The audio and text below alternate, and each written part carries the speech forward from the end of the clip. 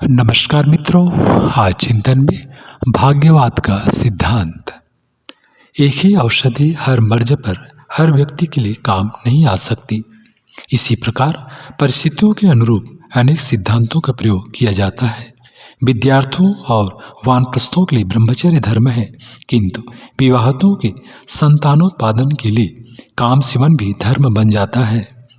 साधुओं का सम्मान एवं दुष्टों का प्रताड़न परस्पर विरोधी सिद्धांत विपरीत परिस्थितियों में प्रयुक्त होते हैं।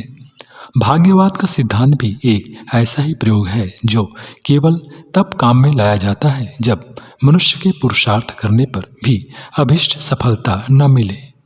असफलता में निराशा और खींच उत्पन्न होती है और अपनी भूल तथा दूसरों के असहयोग के अनेक प्रसंग ध्यान में आते हैं। ऐसी दशा में असफलता की हानि के साथ लोग भावी सतर्कता के लिए शिक्षा तो नहीं लेते, उल्टे अपने या दूसरों के ऊपर झल्लाते उद्विग्न होते देखे जाते हैं। इन परिस्थितियों में भाग्यवाद की चर्चा करके चित्त को हल्का किया जा सकता है। उस समय के लिए यह उपयुक्त औषधि है, पर यह दवा यदि कुछ समय में काम में लाई जाए तो पुरुषार्थ के उत्साह को ठंडा कर सकती है और व्यक्ति को अकर्मण्य बना सकती है।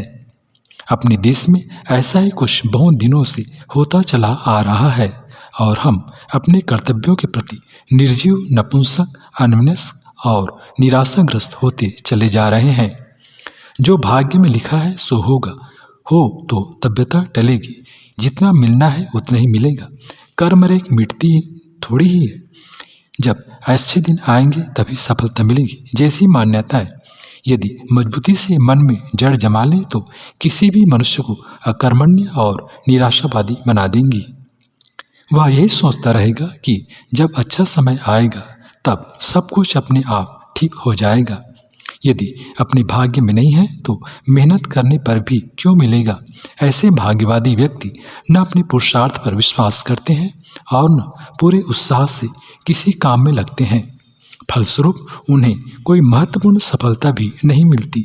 आशा की ज्योति जलती ही नहीं हो तो प्रगति पथ पर प्रकाश कैसे उत्पन्न होगा।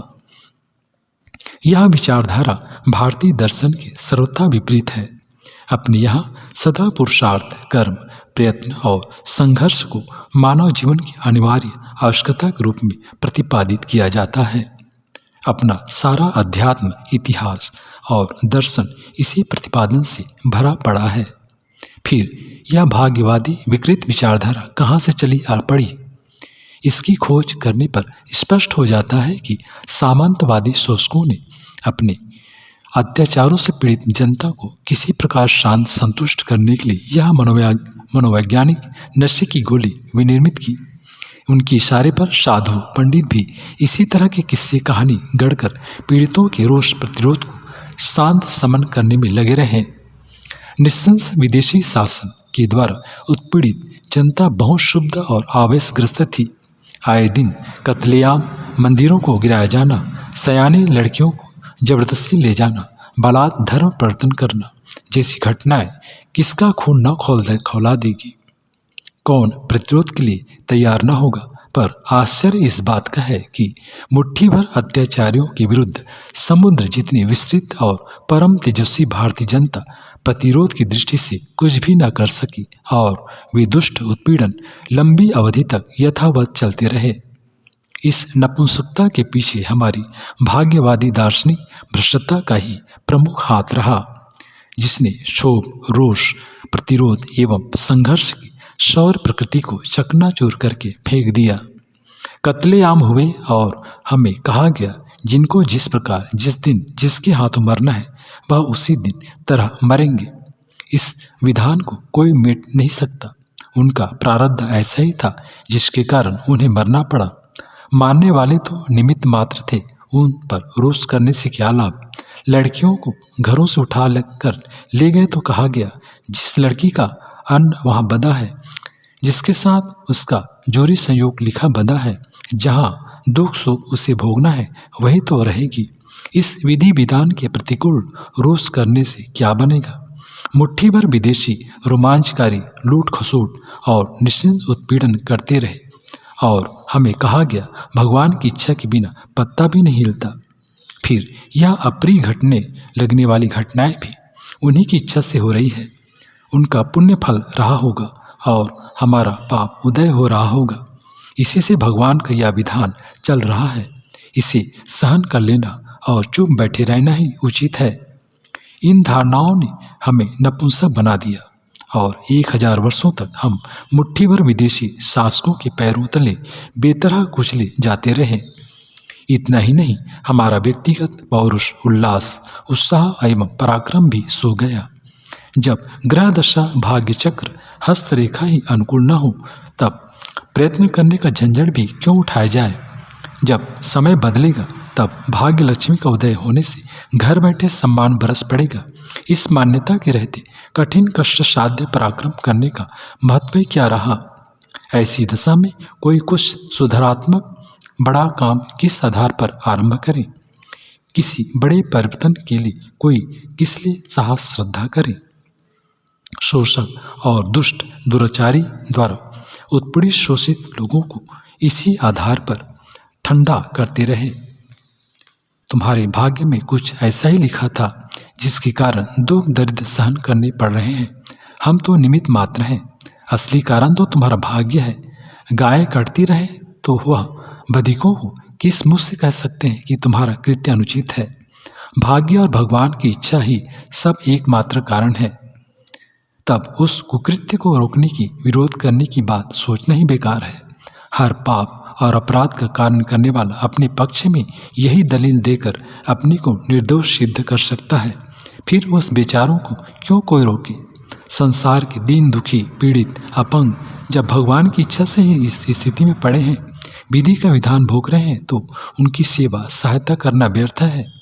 इससे तो भगवान और विधाता दोनों ही नाराज होंगे कि हमारे विधान में क्यों हस्तक्षेप किया। ऐसी दशा में दीन दुखियों की सेवा सहायता करना भी एक अपराध बन जाता है। किसी समाज का दर्शन दृष्टिकोण भ्रष्ट हो जाए तो उसमें सर्वांगीण भ्रष्टता आती है। भाग्यवाद हमारी दार्शनिक भ्रष्टता है, जिसने हमारी कर्तव्य निष्ठा को बुरी तरह कुचल मसल कर फेंक दिया और हम किसी समय के विश्व मूर्धन्य आज दुख दरिद्र की हीन परिस्थितियों में पड़े बिलख रहे हैं। बड़े से बड़े झटके खाकर भी जर्मनी और जापान पुनः अपनी पूर्व स्थिति पर पहुंच गए, पर 42 वर्ष बीत जाने पर भी हमारी राजनीतिक स्वतंत्रता हमें प्रगति पथ पर अग्रसर न कर सकी। इसका एक बहुत बड़ा कारण हमारी दार्शनिक पराधीनता है। बौद्धिक दृष्टि से हम अभी भी गुलाम हैं। अंग्रेज मुसलमान भले ही चले गए हों, पर हमारे मस्तिष्क को भाग्य, देवता, ग्रह, नक्षत्र, विधि विधान, ईश्वर इच्छा, समय का फेर आदि मूढ़ मान्यताओं की जंजीर उसी तरह से जकड़े हुए हैं। मित्रों, भाग्यवाद के सिद्धांत का यदि कुछ उपयोग है तो केवल इतना ही कि जब मनुष्य असफल या हताश हो जाए तो थोड़ी देर के लिए अशांति को हल्का करने के लिए उसका वैसा ही प्रयोग कर लिया जाए जैसा कि तेज बुखार के सिर दर्द से एस्प्रो की गोली खाकर थोड़ी देर के लिए राहत मिल जाती है। इसके अतिरिक्त यदि कर्तव्य क्षेत्र में इसका उपयोग किया जाने लगा तो उससे केवल अनर्थ ही उत्पन्न होगा। लोग अपना कर्तव्य और पुरुषार्थ खो बैठेंगे। आशा और उत्साह, साहस और शौर्य सब कुछ कुंठित हो जाएगा। न अनीति के विरुद्ध संघर्ष कर सकना संभव रहेगा और न सेवा तथा सुधार के लिए किसी के मन में उत्कंठा जगेगी। इस मान्यता के रहते हम युग युगांतरों तक दयनीय परिस्थितियों में ही निर्जीव और निश्चेष्ट बने पड़े रहेंगे। इसलिए आवश्यक है कि इस बौद्धिक दास्ता के भ्रष्ट सिद्धांत को ठोकर मारें, जिसे शोषकों ने हमारे रोष की प्रतिक्रिया से बचने के लिए गढ़ा और फैलाया है। कल का कर्म ही आज भाग्य बन सकता है। कल का दूध आज दही कहला सकता है। इसलिए यदि भाग्य कुछ है तो भी केवल हमारी कर्मठता की प्रतिक्रिया, प्रतिध्वनि मात्र है। इसलिए हमें भाग्य की ओर न देखकर कर्मनिष्ठा को ही प्रधानता देनी चाहिए।